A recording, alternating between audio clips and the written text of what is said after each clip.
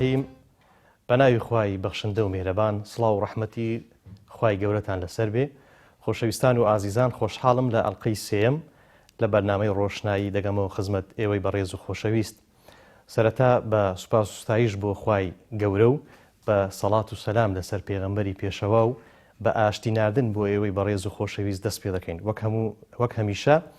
لە خزمەت نووسەر و بیریار و بیرمەندی کورد جەنابی مامۆستا عەلی باپیردا دەبین. بەخێراتن دەکەین مامۆستا، زۆر بەخێر بێ. مامۆستا محەممەد بەخێر. مامۆستا گیان، بە پێویستم زانی ناونیشانی ئەمزارەی بەرنامەکەمان لەسەر ماف و ئازادیەکان بێ لە ئیسلامدا. ناونیشانەکەشم بۆ ئەوە هەڵبژاردووە لە جیهان لە ئێستادا بەگشتی ماف و ئازادیەکان لە ژێر پرسیاری گەورەدان، چ لەو ڕژێمانەی کە پێڕەوکاری ئاینی پیرۆزی ئیسلام نین و چ لەو ڕژێمانەش کە بە زۆرێک لە زۆرەکان لە ژێر ناونیشانی ڕەنگە ئیسلام حکم بکرێ. جا من پرسیاری یەکەم بۆ دەواازی چوونە نێو بەرنامەکە دەمەوێت گرنگی مرۆڤ لای خوای گەورە بزانم. ئاخوا خوای گەورە چۆن دەڕوانێتە مرۆڤەکان و مەبەست لە خوڵقاندنی مرۆڤەکان چییە؟ الحمد لله وصلى الله تعالى وسلم وبارك على رسول الله محمد وآله المهتدين بهداه من الصحب والأزواج والقرابة والتابعين لهم بإحسان إلى يوم لقاء الله. بابەتێکی گرنگە و قسە و باسی زۆر هەڵدەگرێ. من هەر بۆ زانیاری جەنابت و بینەرانی بیسەرانی بەڕێزیش دەڵێم لە کتێبێکمدا بە ناوی چەند مەسەلەیەکی باوی سەردەم، یەکێک لە وتارەکان لەو بارەوەیە بەتایبەت، هەروەها کەم و زۆر لە کتێبی ئیسلام و دەوڵەتداریدا لە بەتایبەت لە کتێبی دووەمیدا، هەروە لە کتێبی چوارەمیشدا باسی ئەو بابەتەمان کردووە و کتێبی دوازدەیەم لە مەوسوعەی الئیسلام كما تجلى في كتاب الله کە دەوری 500-600 لاپەڕە زیاتر بۆ ئەو باسە تەرخان کراوە. ئەڵبەتە تا ئێستا هەر بە زمانی عەرەبی هەیە. ئەو بابەتە زۆر بابەتێکی گرنگە و زۆریش هەستیارە، بە تایبەت لەم ڕۆژگاری ئێستای ئێمەدا کە لە سایەی شومی سیستمی کاپیتالیزم و لیبرالیزم و سیکولاریزمدا مرۆڤ زۆر بێنمود کراوە و مرۆڤایەتی هەمووی پێشبڕکەیەتی لە هەرچی زیاتر وە سەرێکنانی ماڵ و سامان لەسەر حیسابی کەرامەت و ڕێز و ماف و ئازادیەکانی مرۆڤ. بەڵێ بانگەشەی ماف و ئازادیەکانی مرۆڤ زۆر دەکرێت، بەڵام بەکردەوە و لەسەر ئەرزی واقع ژمارەیەکی زۆر لە مرۆڤەکان ڕێژەیەکی زۆریان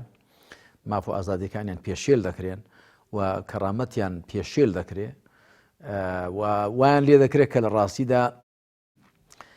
پێچەوانەی ئەوەی کە بانگەشەی بۆ دەکرێت پێچەوانەی ئەوە ڕەفتار و مامەڵە بکرێت. بۆیە بابەتەکە گرنگە بەنسبەت ئەوە کە خوا سوبحانه وتعالى چۆن تەماشای مرۆڤ دەکا یان چۆن مرۆڤی نرخاندووە. لە زۆر لە ئاەتەکانی قورئاندا خوا سوبحانه وتعالى ئەو ڕاستی خستۆتە ڕوو کە مرۆڤی بە دروستکراوێکی دانستە، دروستکراوێکی ناوازە، دروستکراوێک کە هەموو گردوونی بۆ مرۆڤ دەستەبەر کردووە، بۆی مەیسەر کردووە، بۆی ڕام کردووە. بۆ وێنە لە سوورەتی لوقماندا دەفەرمێ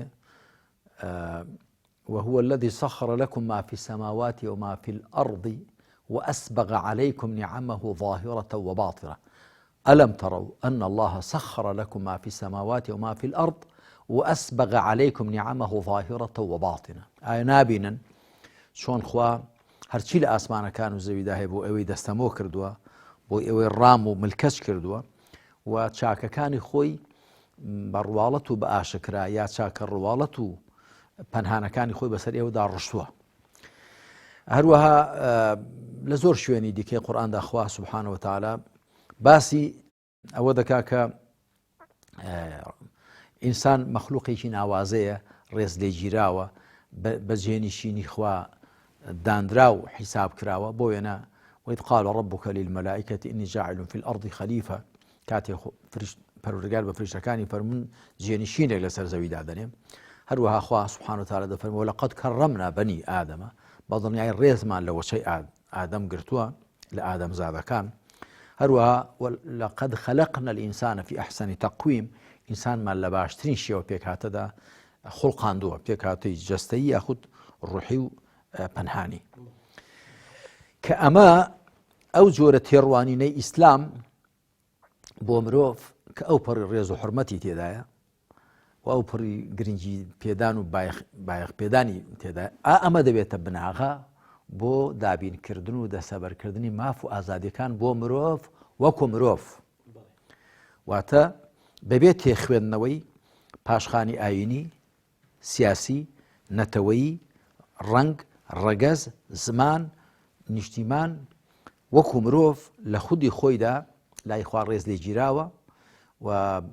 بە جێنشینی خوا ناوزەت کراوە و ڕێز و حرمەتی بۆ دانراوە ئەمە دەبێتە بناغە بۆ هەموو ئەو ماف و ئازادیانەی کە ئیسلام دابین و دەستەبەریان دەکات بۆ تێکەڕای مرۆڤەکان وەکو گوتم بەبێت تێخوێندنەوەی ڕەگەز و ڕەنگ و ڕەچەڵک و دین و هەموو ئەو شتانەی کەواتە هەر لە بنەڕەتدا خوای پەروەردیگار مرۆڤوونی هەر کەسێکی وەکو ینی خەڵاتێک دیاری کردووە وەک ئەوەی باس کرد بەبێ ڕەچاوکردنی چ دینیەتی چ ڕەگەزیەتی چ ڕەنگ و ڕوخساریەتی کەواتە هەر مرۆڤوون لە ئەسڵدا لە ئەساسدا ئەمە شایستە بوونە و تەشریفاتێکە کە خوا بە مرۆڤەکانی داوە گومانی تێدا نیە خوا سبحانه وتعالى بوونی بە هەموو دروستکراوەکان داوە وەکو دەفەرمێ ربنا الذي أعطى كل شيء خلقه ثم هدى پەروەردگارمان ئەو زاتەیە کە بوونی بە هەموو شتێک داوە بوونی بە هەموو شتێک بەخشی و پێی خەڵات کردووە ثم هدى دوایش ڕێنمایی کردووە ڕێی پێشان داوە بە تایبەت لە نێو دروستکراوەکاندا مرۆڤ چونکە مرۆڤ تاکە دروستکراوێکی خوایە بە پێی زانیاری ئێمە ئەڵبەتە جندیش کە توانای بەرزبوونەوە و نزمبوونەوەی هەیە توانای چاکەکاری و خراپەکاری هەیە توانای ئیمانهێنان و بڕوایی هەیە ئەگەنا فریشتەکان ئەوە هەمیشە لە تاعەت و فەرمانبەری خوای پەروەردگاردان و ژیاندارانی دیکە خوا ئەرکداری نەکردوون هەروە ڕۆکەکان هەروە مادەی بێژیان خوا ئەرکداری نەکردووە وەکو لە ئاەتی پێش ئاەتی کۆتایی سوورەتی الأحزابدا دەفەرمێ إنا عرضنا الأمانة على السماوات والأرض والجبال فأبين أن يحملنها وأشفقن منها وحملها الإنسان إنه كان ظلوما جهولا كمل تفسير سورة الأحزاب دا بتفصيل أم آية تمشي كردوتو الرأي رون كرواني القرآن شمهيناوة والرأي شي تايبتي خم لبارو دربريوه دفرمي إما سپاردەمان ڕانواند عرضمان کرد لەسەر ئاسمانەکان و زەوی و چیایەکان بەڵام ئامادە نەبوون هەڵیگرن و لێی ترسان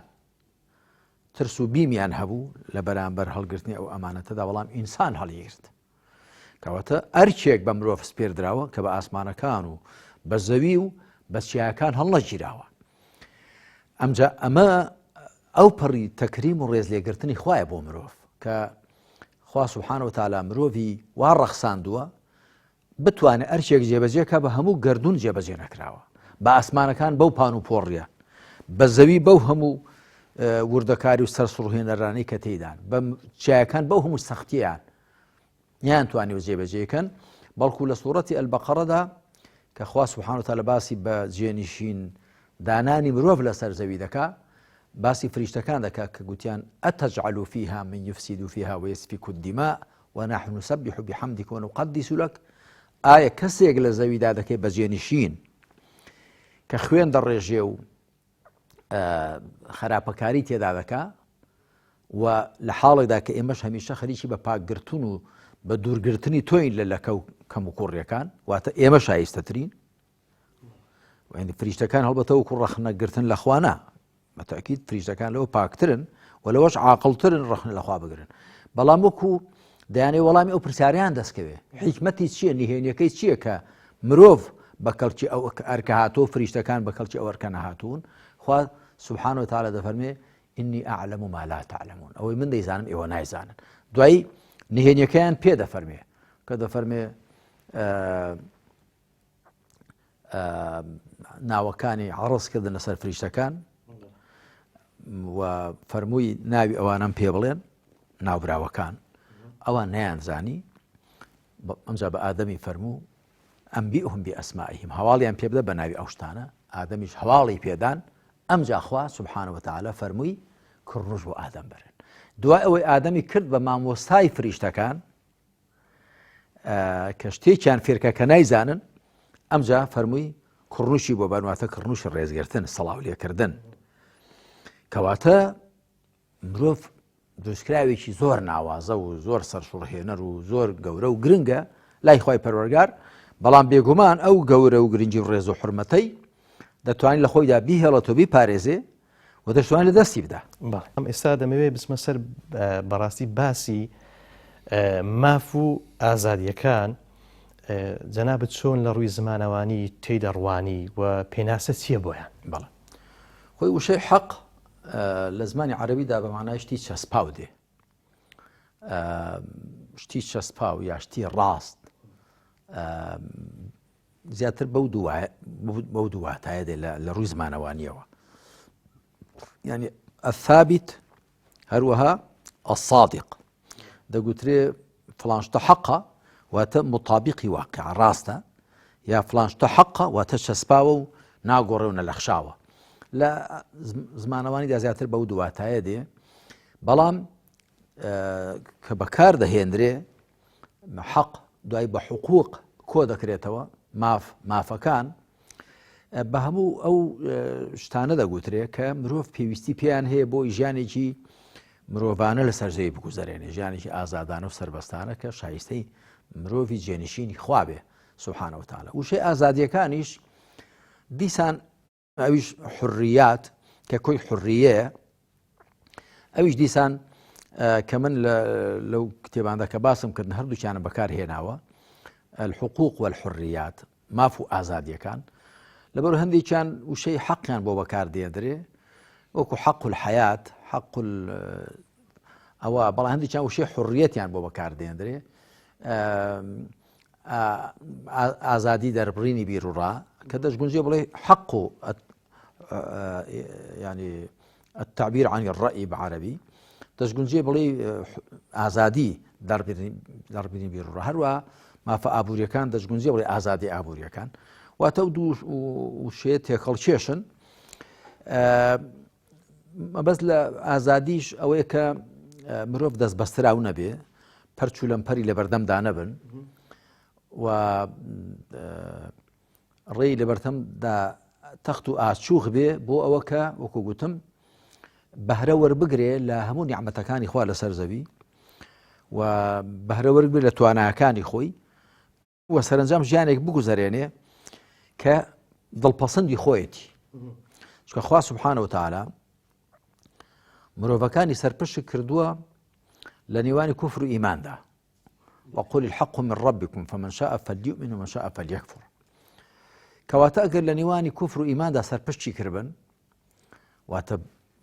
بۆیان هەیە ئەویان هەڵدەبژێرن یا ئەویان هەڵبەتە فەرموویەتی کوفر هەڵمەبژێرن ئەگەر نا سزا دەدرێن و ئیمان هەڵبژێرن و پاداشتان دەبێ بەڵام گرنگی مرۆڤ توانای هەیە و هەر ئەوەشە مانای جێنشینی خوابوونی مرۆڤ کە دەتوانێت کوفر هەڵبژێرێ دەتوانێت ئیمان هەڵبژێرێ دەتوانێت چاکەکار بێ دەتوانێت خراپەکار بێ خوای پەروەردگار ڕێی داوە مرۆڤ بە شڕێکدا دەڕۆکو دەفەرمی ئینا هەدەیناه السەبیلە ئیما شاکرە و ئیما کەفوڕە ئێمە ڕێمان پێشان داوە یان سوپاسگوزار دەبێ یاخود سەپڵە و ناسپاس دەبێ هەروەها وهەدەیناه النەجدەین ئێمە دووڕێیەکانمان پێشان داون کەواتە پێناسەکەیان وەکو گوتم وشەی حڕیات وشەی حقوق لە قورئاندا و لە سنەتی پێغەمبەردا عەلەیهی سەڵات وسەلام ئاوا بەکار نەهاتوون وەکو من لەو سەر چاوەنەش دەکە ئاماژەم پێدا باسم کردووە بەڵکو خوای متعال باسی وردەکاریەکانی مافەکانی کردووە وردەکاریەکانی ئازادیەکانی کردووە جا مافی خوا لەسەر مرۆڤ و پاشان مافی مرۆڤیش لەسەر خوا سبحانه وتعالى کە لە دقی فەرمایشتی پێغەمبەر دەهاتوو عليه الصلاة والسلام يا معاذ أتدري ما حق الله على العباد دوای حق العباد على الله يعني لە فەرمایشتی پێغەمبەر دەهاتوو عليه الصلاة والسلام بەڵام بە وشەی حقوق و بە وشەی حریات واتە ئازادیەکان و مافەکان نەهاتووە بەڵام خودی ئازادیەکان و خودی مافەکان بتفصيل باسكرا بوين اخوا كذا فرمي وقل الحق من ربكم فمن شاء فليؤمن ومن شاء فليكفر بلا حق لپروردگارتان چی دیوی با بروادار به چش دیوی با بی بروابه کباتو ما في آزادی بیرو رایه هر وها او کله فرمایشتی پیغمبر دعاتو صلی الله عليه وسلم سيد الشهداء حمزة ورجل قام إلى إمام جائر فأمره ونهاه فقتله أما معناه آزادی بیرڕادەر بڕینە بەڵکو هاندانی مرۆڤەکە حەق بێژ بێ با بەخشینی ژیانیشی تەواو بێ هەروەها هەموو هەڵس و کەوتەکانی دیکەی کە خوا سبحانه وتعالى دەستی مرۆڤی کردوێتەوە بۆ وێنە فسيروا في الأرض فانظروا وسخر لكم ما في السماوات ما في الأرض جميعا هەرچی نیعمەتە هەرچی لە گەردووندا هەیە خوا بۆ ئێمە دەستەبەوە مەیسەر کردووە ئەمە نێوەڕۆکی ماف و ئازادیەکان کەواتە زۆر بەڕوونی و بەڕاشکاوی لە ئاینی پیرۆز ئیسلامدا و لە دەقەکان کە لە نێو قورئان هاتوون و فەرمایشتە دروستەکانی پێغەمبەر صلی الله علیه وسلم ماف و ئازادیەکان بە تەواوی ڕوون کراوەتەوە بەڵام ئەوە ئێمەین مرۆڤەکانی گرفتمان لە پێشێلکردنی هەیە پێشێلکردنی مافی کەسێک بەرامبەر یەک و دەسەڵاتدار بەرامبەر ئەوانی ژێردەستەی خۆی گومانی تێدا نیە خوا سبحانه وتعالى لە بواری ماف و ئازادیەکاندا هەم خوا سبحانه وتعالى لە دوا کتێبی خۆیدا کە قورئانە و هەم پێغەمبەری خاتەم صلی الله عليه وسلم ڕێبازەکەیدا چ بە تیۆری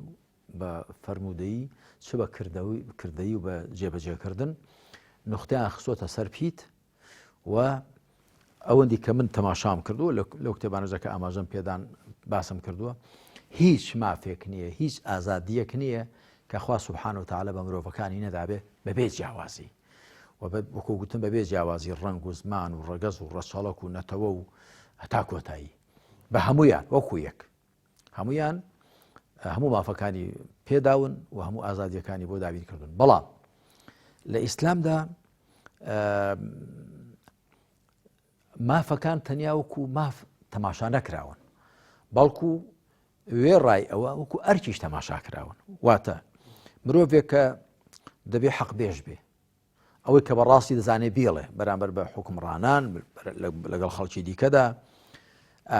ئەمە بەڵێ لە ڕوویەکەوە حەقە مافیەتی بەڵام لە پێش ئەوەدا کە مافی بێ ئەرکێتی جا ئەمە کەواتە کەس هەڵاوێر نەکراوە یەشێک لە سەری بێ لە دژی زوڵم ستەم بوو وەستێتەوە یەکێکی لێی پاڵ بداتەوە نەکەر ئەوەندە ئەوە هیچ ئەوە بۆ هەمووان وەکو یەکە مەبەستم لە ڕوویەکی دیکەی بابەتەکەیە ئەوەی ژەوەیە کە لە فیکر و فەرهەنگ و کلتوری ڕۆژ ئاوا و ئەوروپیدا ئەوانە تەنیا وەکو ماف تەماشا کراون جا تەماشا بکە کە وەکو ماف تەماشا دەکرێن ئینسان لەژێر زەخت و فشارێکدا ئامادەیە دەستبەرداری مافەکەی بێ دەڵێ بابە نامەوێ و حاشا لەو دەستکەوتە و لەو غەنیمەتە و سەلامەت بم بەڵام لە ئیسلامدا تەنیا وەکو ماف دانەندراوە وەکو ئەرکیش دانراوە وەکو ئەرکیش واتە تۆ ئەگەر لە دەستەبەرکردنی مافێکی خۆتدا کەم تەرخەمبی ئەرکێکی شەرعیت چواندووە جا ئینسان ڕەنگە بە ئاسانی دەستبەرداری مافێکی خۆی بێ کە بڵێ مافتە دڵ نامەوێ بەڵام کە بڵێ ئەرکتە ئەگەنەیکەی گوناهباری وەخوا لێت دەپرسێتەوە سزات دەدا ئەو کاتە هەروە بە ئاسانی دەستبەرداری نابێ ئەوە جیاوازی سەرەکی نێوان ماف و ئازادیەکانە لە نێوان فەرهەنگی ئیسلام و فەرهەنگی ڕۆژئاوا ئەوروپادا مامۆستاکە ئەوەش لە پێناو ژیانکردن بە شێوەیەکی ئارام و ئاسایش بۆ کۆمەڵگایە لە پێنا ئەوەدا یەک و لە پێنا ئەوەشدایە کە مرۆڤەکان هەروە بە ئاسانی نەچنێ ژێرباری ستەمکاران نەچنێ ژێرباری واقعی ناهەموار و لە بەرامبەر مافەکانی خوادا بێدەنگ بن بەڵکو بەدوای مافەکانیان دابچن چونکە بزانن کە هەر ئەوەندە نیە مافیانە بەڵکو ئەرکی سەرشانیشانە دابینی بکەن يعني ئەرچی سەرشانیانەکە دەبێ ئەو مافانە بۆ خۆیان دابیرکەن ئەگەر نا گوناهبار دەبن و سزابار دەبن و لێپرسینەوە و سزا ڕوویان تێدەکات. بەڵێ بێگومان هەر یەکێک لەو پرسیارە مامۆستا زۆر هەڵدەگرێت، بەڵام ئێمە هەوڵدەین بۆی کاتەکەمان بەش بکە پرسیارەکان لەسەری دەڕۆین. ناوبڕێکی کورت وەردەگرم و بەردەوام دەبم لە ئەڵقەی سێمی بەرنامەی ڕۆشنایی. خۆشەویستان و بەڕێزان، ناوبڕێکی کورت وەردەگرین و لەگەڵتان بەردەوام دەبین. دووبارە سڵاوتان دەبێت خۆشەویستان، لە بەشی دووەمی ئەڵقەی سێمی بەرنامەی ڕۆشنایی دەگەمەوە خزمەتتان. مامۆستا گیان، ئەو پرسیارە دەپرسین تایبەتمەندیەکانی ئیسلام لە بواری دابینکردنی ماف و ئازادیەکان چین؟ کە بێگومان وەک پێشتر باسم کرد پرسیارەکان زۆر هەڵدەگرێت، بەڵام ئەمە لە ڕۆژگاری ئێستادا زۆر گرینگە، بە تایبەتی لە نێو هەموو خەڵکیدا ماف و ئازادیەکان لە ئیسلامدا تێکەڵ کراون لەگەڵ هەندێک بابەتی دیکەی دەستکردی مرۆڤ. بەڵێ کاکە محەممەد گیان، کۆمەڵێک شت هەن لە ئیسلامدا لە بواری ماف و ئازادیەکاندا کە تێڕوانینی ئیسلام و مامەڵەی ئیسلام لەگەڵ ماف و ئازادیەکاندا جیا دەکەنەوە لە ئەوەی لە فکرەکانی دیکە و لە بەرنامەکانی دیکە داهاتوو. بەڵێ یەکەم ئەوەیە کە لە ئیسلامدا بناغە دانراوە بۆ ماف و ئازادیەکان، بناغەیەکی محکەم. تاوانە من لەو کتێبی چەند مەسەلێکی باوی سەردەمدا لە باسی ماف و ئازادیەکاندا لە نێوان ئیسلام و ڕۆژ ئەوەدا باسم کردووە کە تۆ کاتێک سەرنج دەدەیت جارنامەی گردردونی بۆ مافەکانی مرۆڤ کە لە سی بڕگە پێکاتووە و من لەو کتێبەشدا هێناومە دەقەکەیم هێناوە، کاتێک سەرنجی دەدەی بناغەیەک دانەندراوە بۆ ئەوە کە ئەو ماف و ئازادیانە بۆ خەڵک دابین بکرێن، بەڵام لە ئیسلامدا بناغەیەکی سێپایی دانراوە. پایە یەکەم ئەوە کە خوا بەدیهێنەر و خاوەن و پەروەردگاری هەموو کەس و هەموو شتێکە، کەواتە لەلایەن خاوەنی مرۆڤەوە ماف و ئازادیەکان بۆ مرۆڤەکان دەبێت دابین بکرێن. بۆچی مرۆڤ دەبێت ئازاد بێ، دەبێت سەربەست بێ، بۆچی مرۆڤ دەبێت بیرڕای خۆی بتوانێت دەرببڕێ، بۆچی مرۆڤ دەبێت مافی ژیانی هەبێ، مافی سیاسی هەبێ، کۆمەڵایەتی هەبێ، مافی پێکەوەنانی خێزانی هەبێ، مافی بەهرەوەرگرتنی هەبێ لە ناز و نیعمەتەکان کە خوا دایناون، لەبەرەوە کە خاوەنی مرۆڤ کە خوایە سوبحانە وتەعالا ئەو مافی پێداوە و ئەو مافەشی بە هەموو مرۆڤەکان داوە. بۆ خوا دەفەرمێ ولقد كرمنا بني آدم وحملناهم في البر والبحر ورزقناهم من الطيبات وفضلناهم على كثير ممن خلقنا تفضيلا. بەڵڵنیایی ڕێزمان لە وەچەی ئادەم گرتووە، بە کوڕ و کچەوە، بە نێر و مێوە ڕێزمان لە هەمویان گرتووە. وحملناهم في البر والبحر، لە وشکانی و دەریادا هەڵمان گرتوون، ئامڕازی وامان بۆ ڕەخساندوون کە لە دەریا و لە وشکانیدا هەمووشیان پێ بکەن. ورزقناهم من الطيبات، لە بژیوە خۆش و پاک و چاکەکان بەشمان داون، پێمان داون. وفضلناهم على كثير ممن خلقنا تفضيلا، وبەسەر زۆرە لە دروستکراوانی خۆماندا هەڵمان شاردوون. ئەوە بۆ هەمووانە، بۆ هەموو مرۆڤەکانە، خۆ هەموو مرۆڤەکانی هەڵبژاردووە بەسەر غەیری مرۆڤاندا و هەموو نیعمەتەکانی بۆ ڕەخساندوون و ڕێزی لێگرتوون. ئەمە پایە یەکەم. پایەی دووەم ئەوەیە کە مرۆڤ دروستکراوێکی ناوازەیە، دروستکراوێکی تایبەتە کە وێنەی نییە لە گەردووندا، کە دەگونجێت کۆمەڵێک شت باسکەین لەبارەی مرۆڤەوە. ئەوە کە جێنشینی خوایە، ئەوە کە هەڵگری ئەمانەتی خوایە، ئەوە کە لە باشترین پێکاتەدا خوڵقیان دراوە، ئەوە کە خوا ڕێزی لێگرتووە، ئەوە کە فریشتەکان کڕوشی ڕێزگرتنیان بۆ بردووە، ئەوە کە زۆر شت، یعنی هەمووی ئەوە دەردەخن کە مرۆڤ دروستکراوێکی زۆر ناوازە و تایبەتە. ئەمە پایەی دووەم بۆ کەوەکو بناغە بۆ ماف و ئازادیەکانی مرۆڤەکان. پایەی سێم بریتیە لەوە کە مرۆڤەکان لە سروشتیاندا و لە پێکهاتەیاندا یەکسانن، کەس ئیمتیازی بەسەر کەس دانیە. هەموو مرۆڤەکان جەستەیان لە خاک دروست بووە، فەئیدا سەوەیتوه، واتە جەستەکەیم ڕێکخست، و هەموو مرۆڤەکان لە ڕوح دروست بوون، ونفخت فيه من ڕوحی، ڕوحەکە لەلایەن خوا وەکو فوویەک بە بەرجەستەی مرۆڤ داکراوە، جەستەکەشی لەم خاکە دروست بووە. منها خلقناكم وفيها نعيدكم ومنها نخرجكم تارة أخرى. هەروە پێغەمبەر عەلەیهی سەڵات وسەلام دەفەرمێ ئەلا كلكم لآدم وآدم خلق من تراب. هەمووتان لە ئادەمی لەگەڵ دروست بووە واتە وەکو جەستەکەی کەواتە ئەمە زۆر شتی لێ وەردەگیرێن کەواتە کەس بۆی نییە خۆی بەسەر کەسدا هەڵکێشێ کە بە درێژایی مێژوو زۆربەی شەڕ و تێکگیران و گرجەکان لە نێوان مرۆڤەکاندا لێرەوە سەری هەڵداوە ئێستا شەروایە لێرەوە سەری هەڵداوە یا نەتەوەیەک خۆی بەسەر نەتەوەیەکدا هەڵکێشاوە کە کاتی خۆی هیتلەر و مۆسۆلۆنی هیتلەر لە ئەڵمانیا مۆسۆلۆنی لە ئیتالیا دەیانگوت ڕەگەزی ئاری لە ڕەگەزەکانی دیکە ئەوەترە و ئەوانی کە دەبێت لە خزمەت ڕەگەزی ئاری دابن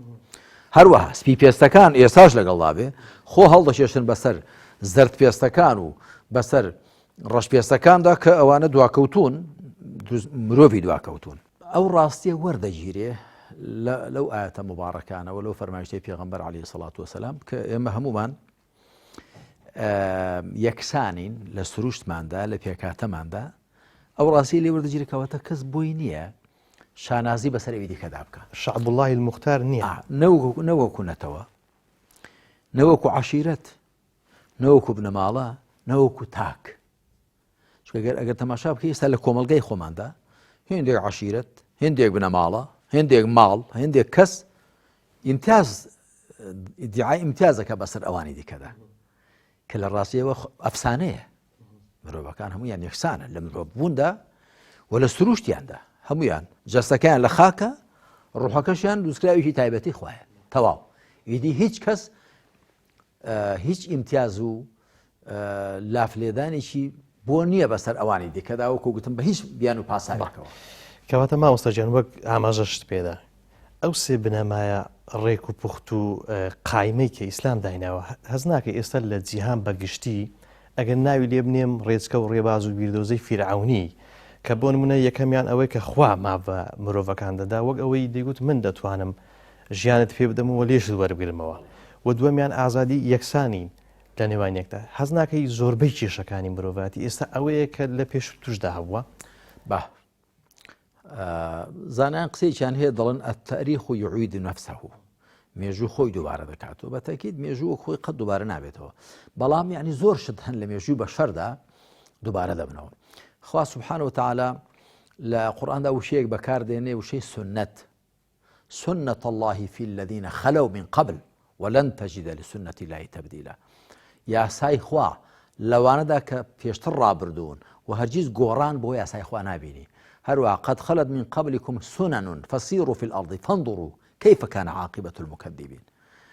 لە پێش ئێوەدا یاسایانێک ڕابردوون بە زەویدا بڕۆن و سەرنجدەن سەرنجامی بەدرۆدانەران چۆن بوو واتە هەموو ئەوانەی کە بەدرۆدانەر بوون بۆ پێغەمبەران سەڵات و سەلامی خوایان لەسەر بۆ پەیامەکانی خوا سەرنجامیان خراپ بووە ئێوەش ئەگەر هەر بەدوای ڕچەی وان بکەون بە شوێن وان دابڕۆن هەمان سەرنجامتان توش دەبێت وەکو پێشتر باسم کرد لە ڕاستیدا ئێستا گرفت و کێشەی گەورەی مرۆڤایەتی لەوەدا ئەو بناغەیە ڕەچاو ناکرێ لە جارنامەی گردوونی مافەکانی مرۆڤدا کامل لەو سەر چاوانی کە باسم کرد ئاماژەم پێداوە دەڵێ لەبەر ئەوە کە گرفت و کێشە پەیدا بوو لە نێوانی نەتەوەکاندا و لە نێوانی دەوڵەتاندا و لەبەر ئەوە واتە جارنامەی گردوونی مافەکانی مرۆڤ وەکو کاردانەوە بۆ واقعێکی نەخوازراو پەیدا بووە بەڵام لە ئیسلامدا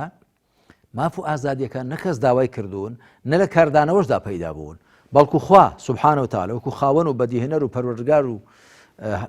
پەرستراوی خەڵک ئەو ماف و ئازادیانی داون و بە هەمووانیشی داون نەک بە هێندێکانی دا بە هێندێکانی نەدا خۆستا لە جارنامەی جیهانی مافەکانی مرۆڤ بە حساب بۆ هەموو مرۆڤەکانە بەڵام کە تۆ تەماشای واقع دەکەی وای نابینی ئەگەر لە سووریا ملیۆنێک کەس بکوژرێ وەکووانێت 2 نەفەر لە وڵاتێکی ڕۆژئاوایە لە ئەمریکا لە شوێنێکی دیکە کوژرا بێ کە لەم دەوەیە ئەوم بەباشی ڕوون بۆ ئەوە زۆر ڕوونە یانی ئەگەر لە ئەمریکا شورتەیەکی سپی پێست پۆلیسێک پێ لەسەر ملی ڕەشپێستێک دابنی هەتا دەیخنچێنێ ئەوە ڕووداوێکی هاکەزاییە بەڵام سپی پێستێک شتێکی لێبێ زۆر جیاوازە هەر لە نێو خۆشیاندا چه جایی لەگەڵ ئینسانی دەرەوەی سنووری خۆیان بەڵام لە ئیسلامدا یعنی بەکردەوە بەکردەوە لە واقعدا ئەوە بەرجەستەکراوە نەکرد بە شیعار کە مرۆڤی پلەیەک و دوو شتیوە. پێغەمبەری خوا صلی الله عليه وسلم لە صحیح بوخاری داهاتوو ئەبوو ذەڕی غیفاری خوا لێ ڕازی بێ بە بیلالی حەبەشەیی گوت یەبنە سەودا ئەی کوڕی ئافرەتە ڕەشەکە. ئەوی شووە پێغەمبەری گوت عەلەیهی السەڵاتو وەسەلام. پێغەمبەری خوا فەرمووی ئەعەیەرتەهو بئوممیه ئینەکە امڕؤ فیکە جاهیلیە. ئایا تۆ ڕەخنەت لێگر بەهۆی دایکیەوە کە دایکی ڕەشپێز بووە؟ ئەتۆ پیاوێکی نەفامی تێدایە. ئەبوو ذەڕی غیفاری کە چەند خۆشەویست بوو لای پێغەمبەر صلی الله علیه وسلم کە دەڵێ كنت سابع سبعة ئەمن حوتەمی حوتەکان بووم کە موسڵمان بووم هاتمە نێو ئیسلامەوە. بەڵام ئەوە لە بەرامبەر حەق و ناحەقدا شەفاعەتی بۆ ناکە. ئەتۆ پیاوێکی نەفامی تێدایە. دەڵێ دوای ئەبوو ذەڕی غیفاری سەری خستە سەر زەوی و سوێندی لە بیلال خوارد دەبێ پێم لێ بنەی پێ لە سرم بنەی کە خۆم بەهۆی ڕەنگمەوە خۆم بەسەر تۆدا هەڵکێشا. ئەوان ئاوا پابەند بوون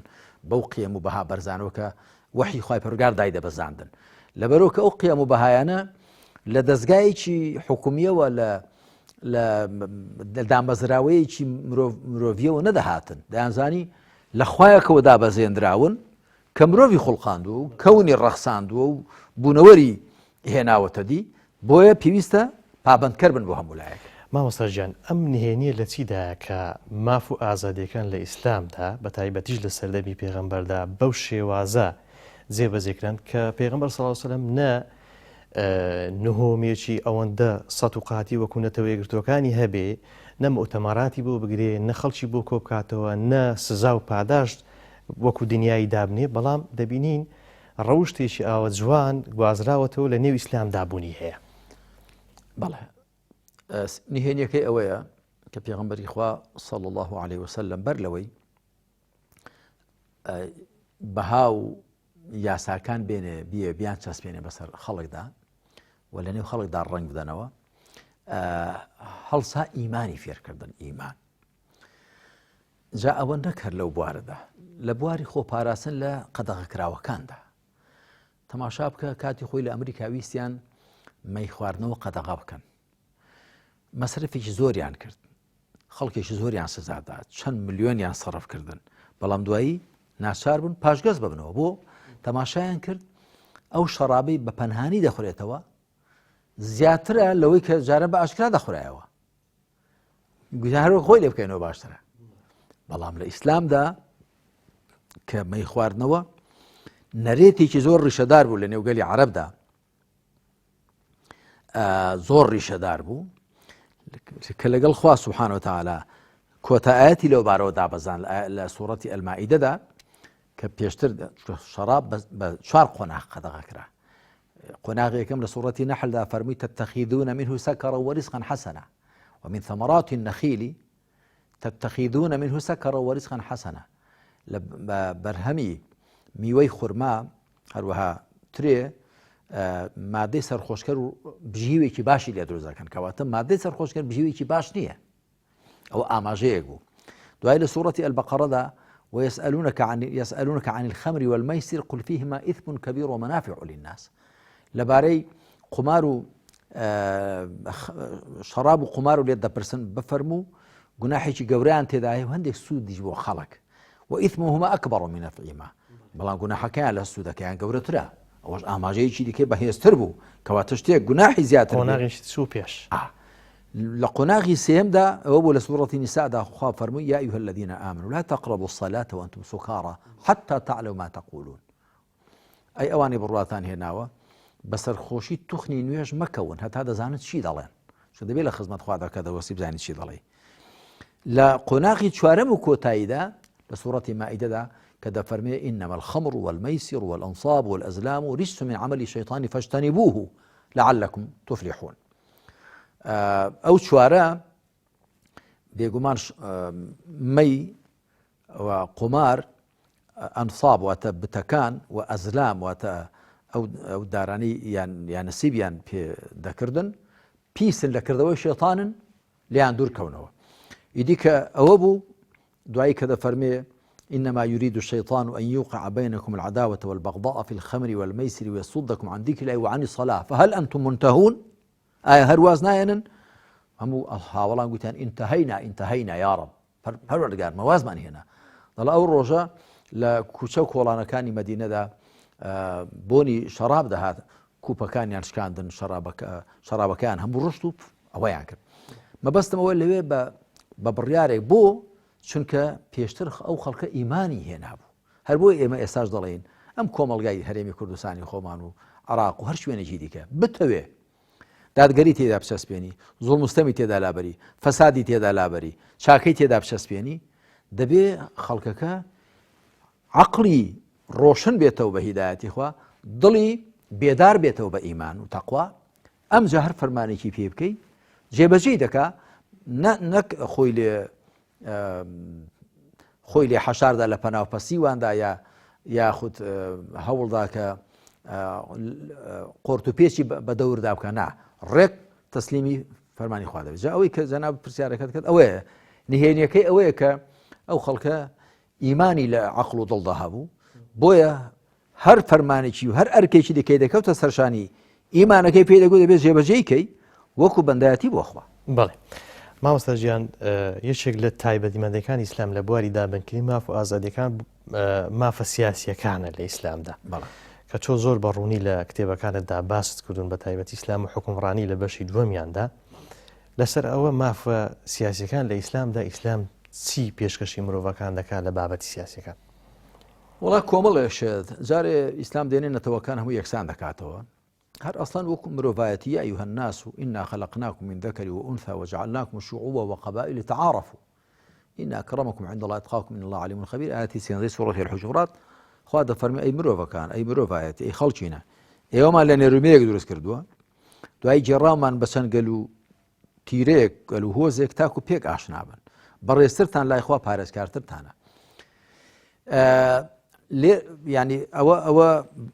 بناغی مافە سیاسیەکانە کە خەڵک هەمووی خێزانێکە لە دایک و بابێکەوە هاتوون پەروەردگارێک خوڵقاندوونی بە مەبەستیەوەی کە پێک ئاشنابن ئەوە یەک دوایی لە ڕووی نەتەوەکانەوە لە ئیسلامدا نەتەوەکان هەموو یەکسانن عەرەب و کورد و فارس و تورک و ئەفغان و پاکستان و ئینگلیز و فەڕەنسی و کوێ هەمووی یەکسانن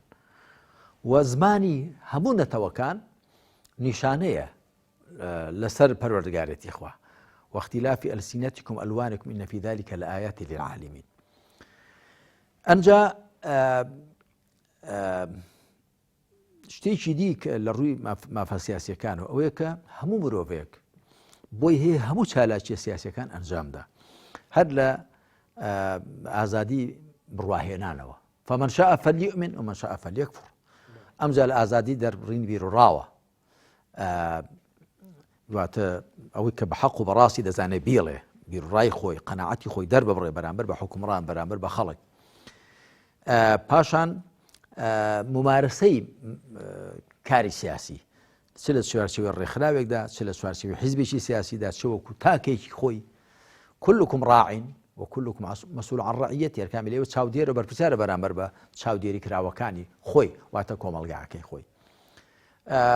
یعنی دەتوانین کۆمەڵێک مفرەدەی دیکە لەو بوارەدا باسکەین کە مافە سیاسیەکان بۆ هەموو تاکەکان و بۆ هەموو پێکهاتەکانی کۆمەڵگا بە یەکسانی دەستەبەر دەکرێن لە شوێنێکدا کە دەسەڵاتی ئیسلامی تێدا هەیە لە شوێندا کە حکمی قورئان و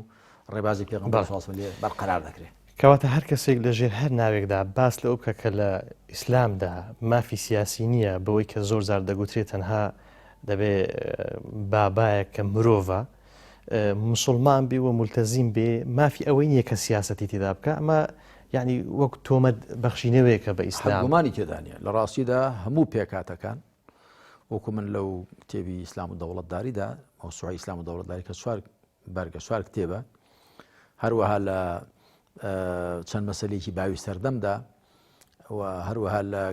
مەوسوعەی الئیسلام و کەما یەتەجەلا فی کتاب اللهدا هەم لە کتێبی 11 هەم لە کتێبی 12دا لە چاپی دووەمی زۆر بە ڕوونی و بە تەفسیل باسم کردو هەموو پێکاتەکانی کۆمەڵگا نەک تەنیا مافە سیاسیەکان مافە ئابوووریەکان مافە کۆمەڵایەتیەکان مافە تاکی شەخصیەکان هەموو مافەکان هەموو ئازادیەکانیان دەبێت بۆ دەستەبەر و دابین بکرێن بۆ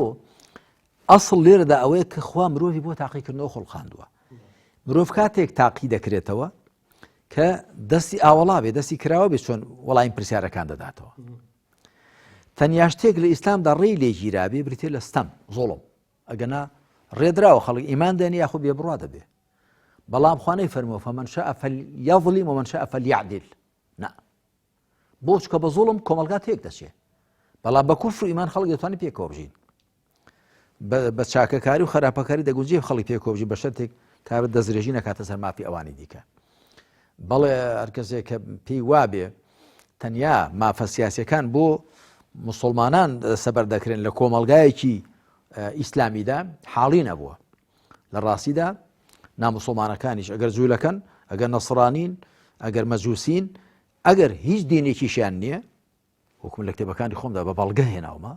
هیچ دینێکیشیان نەبێ، ئەگەر زەندیقن بەڵکو گەر هەڵگەڕاوەشن بە مەرجێک زیان نەگەێنن بە قەوارەی سیاسی و پابند بن بە ئەدەبە گشتیەکانەوە، بۆیان هەیە چالەکی سیاسی خۆیان بکەن. چکە وەختێک خوا دەفەرمێ فەمەن شاء فلیؤمن ومن شاء فلیەکفر. کاتێک خوا مافی ئیمان هێنان و مافی بێبڕوایی بە خەڵک دەدا، ئەی چۆن مافی ئەویان پێنادا کە باشە ئەوە کۆمەڵک دەڵێن بە بڕیارمەدە کافرین. باش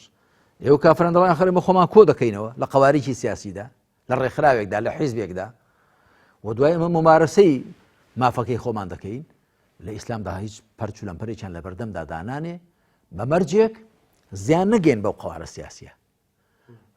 لە کۆمەلگای پێغەمبەردا وا بوو عەلەیهی سەڵات وسەلام. نەسارای نەجڕان هاتوون لە مزگەوتی پێغەمبەردا عەلەیهی سەڵات وسەلام، 3 شەوان ماونەوە لەوێدا خەوتوون، ئیسراحەتیان کردووە، نوێژیان کردووە، خواپەرستیان کردووە بە پێی دینی خۆیان، وتوێژیان لە خزمەت پێغەمبەردا کردووە عەلەیهی سەڵات وسەلام کە عیسا کوڕی خوایە و حاڵی وا حسابیوە لە مزگەوتی پێغەمبەردا عەلەیهی سەڵات وسەلام. کەسی ڕێی لێ نەگرتوون و شاعیری موشریکەکان هاتوون قسەیان گوتووە بە ئیسلام بە پێغەمبەر عەلەیهی سەڵات وسەلام، ڕەخنەیان گرتووە پێغەمبەری خوا عەلەیهی سەڵات وسەلام، سزای نەداون. فەرمێتی حەسانی کوڕی ثابت، عەبدوڵای کوڕی ڕەواحە، فڵانی کوڕی فڵان و شاعیرەکانی پێغەمبەر صلی الله علیه و سلم ئێوەش هەڵسن جواب بدەنەوە. شیعری بە شیعر جواب داوەتەوە، پەخشانی بە پەخشان جواب داوەتەوە. بەڵام کەسێکی سەنگەری لێگر بێ سەنگەری لێگرتوێتەوە. فمن اعتدى عليكم فاعتدوا عليه بمثل ما اعتدى عليكم. الإسلام فكر بفكر جواب داداتەوە، شعر بە شعر، پەخشان بە پەخشان، قسە بە قسە، بەڵام چەکی بە چەک گومانی تێدانێ. بەڵێ مامۆستا گیان لەسەر مۆڵەتی جەنابەت کۆتایی بە ئەڵقەی ئەمجار دێنین. سوپاست دەکەین کە لە ئەڵقەی سێمی بەرنامەی ڕۆشنایی لەگەڵمان بووین. پشتیوان بەخوا لە ئەڵقەی 4ەم درێژە بم باس و بابەتە دەدەین. هەرچەند من لە نێو بەرنامەکەش باسم کرد کە زۆر هەڵدەگری و جەنابیش ڕەنگە زۆر زیاترت لەوە پێبی بۆ ڕوونکردنەوە، بەڵام ئینشاءالله توانی بێتمان کە پرسیاری وا بکەین تۆش بە فکر و بۆچوونەکانت بەشێک لە پرسیارەکانی ئێمە وەڵام دابێتەوە. دەستخۆشی سوپاس دەکەین. سوپاسی جەنابیشت دەکەم و سوپاسی هاوکارانیشت دەکەم. بەڕێزان و خۆشەویستان، سوپاس بۆ ئێوەی بەڕێز و خۆشەویست، سوپاس بۆ هاوکارانم. تا ئەڵقەیەکی دیکە بەخوای گەورەتان دەسپێرم. وەسەلام عەلەیکوم وەڕەحمەتوڵڵاهی وبەڕەکاتوه.